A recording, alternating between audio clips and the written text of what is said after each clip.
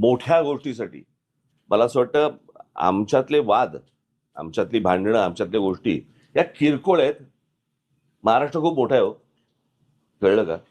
या महाराष्ट्राच्या अस्तित्वासाठी, मराठी माणसाच्या अस्तित्वासाठी ही भांडणं आणि हे वाद आणि या सगळ्या गोष्टी अत्यंत क्षुल्लक आहेत, अत्यंत क्षुल्लक आहेत. त्याच्यामुळे एकत्र येणं आणि एकत्र राहणं यात काही मला फार कठीण गोष्ट आहे अशातला मला वाटत नाहीये. परंतु विषय फक्त इच्छेचा आहे. तर मत असे की मराठीसाठी आणि महाराष्ट्राच्या हितासाठी अगदी किरकोळ भांडणं, तुम्ही बाहेर गेल्यानंतर बातमी वाचल्यानंतर कळेल मी किरकोळ भांडणाचा संदर्भ काय आहे.